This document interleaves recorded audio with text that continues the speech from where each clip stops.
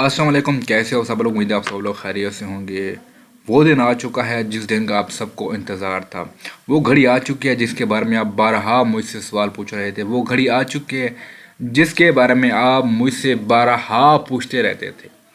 वो good news जो सुनने के लिए आपके कान तरस रहे थे, बल्कि हम सबके कान तरस रहे थे, और हम सब बेसब्री से उस दिन का इंतज़ार कर रहे थे किस दिन हमें ये गुड न्यूज़ मिलेगी और हमारा खुशी का ठिकाना नहीं होगा।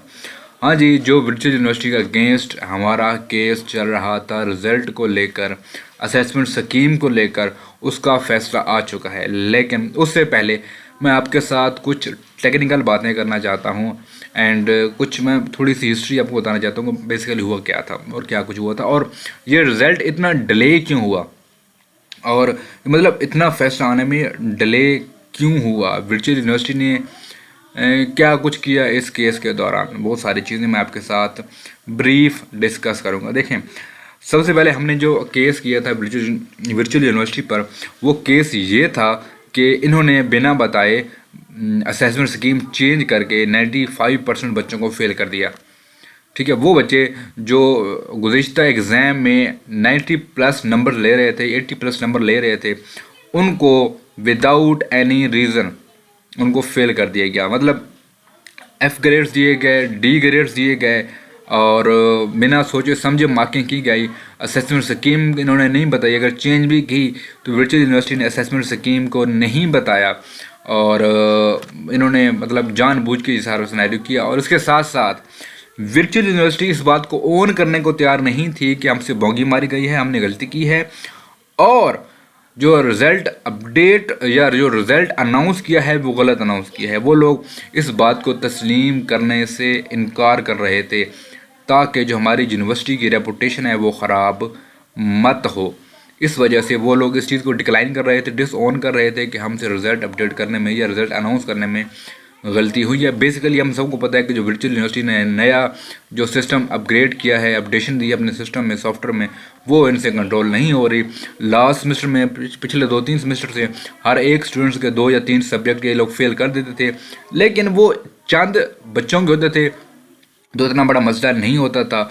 लेकिन इस बार ओवरऑल मतलब सबको उन्होंने विक्टिम बनाया, और सब स्टूडेंट्स इसके विक्टिम थे, तो सब ने मिलकर आवाज़ उठाई, स्टैंड लिया, और वर्चुअल यूनिवर्सिटी का अगेंस्ट हमने ये मतलब केस था वो किया।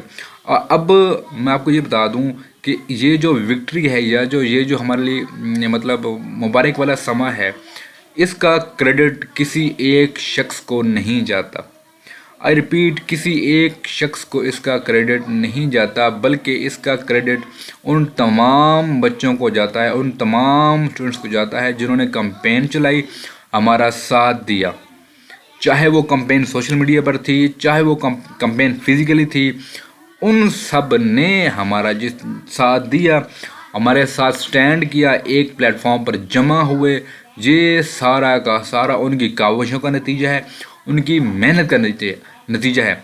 अगर कोई इंडिविजुअल ये कहता है कि इसका क्रेडिट मुझे जाता है, तो आई एम सॉरी टू से किसी इंडिविजुअल को इसका क्रेडिट नहीं जाता, क्योंकि कोई एक इंडिविजुअल ये काम नहीं कर सकता। जब सारे लोग, जब सारे स्टूडेंट एक पेज पर खड़े हुए, शहर शहर में एहतजाज किया और सोशल मीडिया पर ट्रेंड्स लाए गए विजुअल रिजल्ट नामंजूर के, तब उन ट्रेंड्स के नतीजे में दबाव बढ़ा, और वो जो कौमी असम्बली तक इस मामले को ले जाया गया, सूबाई असम्बली तक इस मामले को ले जाया गया, तो ये किसी इंडिविजुअल को काम नहीं था। अगर मैं कहूँ कि ये क्रेडिट सिर्फ मुझे जाता है, मैंने अप्रोच की थी पंजाब असम्बली में, तो नहीं, मुझे इसका कोई क्रेडिट नहीं जाता। इसका क्रेडिट उन सारे बच्चों को जाता है जिन्होंने ट्रेंड चलाया था, जिन्होंने अपना टाइम लगाया था, और जो लोग ये चाह रहे थे कि हमारा रिज़ल्ट अपडेट हो जाए किसी ना किसी तरह।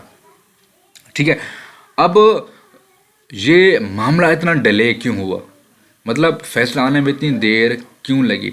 देखें, मैं आपको थोड़ी सी टेक्निकल यहाँ पे बात समझा दूँ कि जो तय पा रहा था वो ये था कि जब तक वर्चुअल यूनिवर्सिटी ने जो रिज़ल्ट वाली भोंगी मारी है, इसको ठीक नहीं करेगी, मतलब इस मामले को सॉर्ट आउट नहीं करेगी, तब तक ये लोग जो नेक्स्ट सेमेस्टर के मिड टर्म एग्ज़ाम्स हैं वो कंडक्ट नहीं करवा सकते।